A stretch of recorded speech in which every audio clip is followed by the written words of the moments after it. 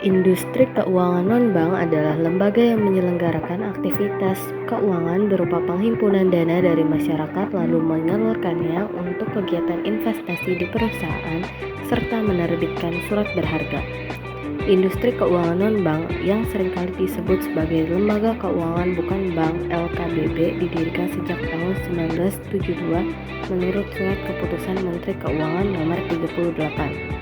Tujuan pendiriannya adalah untuk mendorong perkembangan pasar modal agar penyaluran dananya lebih efisien sehingga meningkatkan kesejahteraan masyarakat. Berikut ini beberapa jenis industri keuangan non-bank yang dapat kita jumpai di Indonesia. Yang pertama, pasar modal. Pasar modal termasuk ke dalam industri keuangan non-bank karena dijalankan oleh lembaga non-perbankan dan berfungsi sebagai tempat jual beli surat berharga serta berbagai instrumen investasi seperti obligasi maupun saham. Kedua, koperasi simpan pinjam. Koperasi simpan pinjam merupakan koperasi dengan usaha menghimpun dana masyarakat untuk kemudian meminjamkannya kepada anggota maupun orang-orang yang membutuhkan.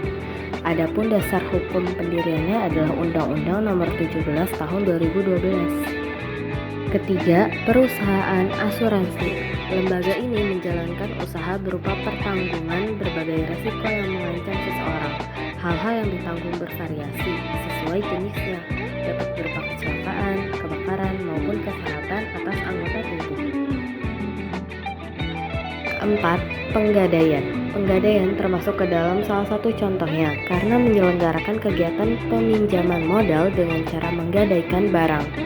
Jadi, pihak yang membutuhkan pinjaman dana dapat membawa barang miliknya untuk digadaikan dan ditaksir dalam nominal uang sesuai kondisi benda. Kelima, pasar uang. Pasar uang menjalankan usaha dengan cara mempertemukan pemberi dana dengan pihak peminjam.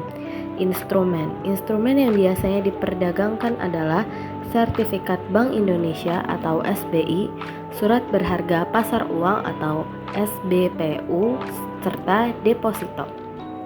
Selain menghimpun dan menyalurkan dana, industri keuangan non-bank memiliki beberapa fungsi sebagai berikut. Yang pertama, menghimpun dana masyarakat serta mengeluarkan surat berharga.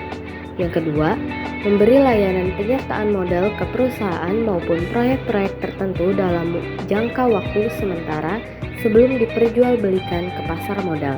Yang ketiga, memberi permodalan kepada masyarakat ekonomi menengah ke bawah sehingga mereka mampu membangun usaha. Yang keempat, menjadi perantara antara perusahaan di Indonesia dengan pemerintah agar mendapatkan kelancaran permodalan. Yang kelima, sebagai perantara mencari tenaga ahli dan nasihat profesional. Yang keenam, memperluas sumber pendanaan usaha di sektor swasta. Saat menjalankan usahanya, industri keuangan non-bank wajib memegang dua prinsip berikut ini. Yang pertama, melaporkan tiap transaksi mencurigakan.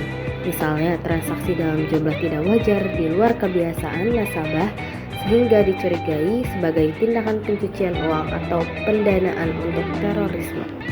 Yang kedua, harus mengenal latar belakang nasabah, identitas, saldo dalam rekening, hingga kebiasaan transaksi. Industri keuangan non-bank memiliki beberapa kelebihan, yakni sebagai berikut.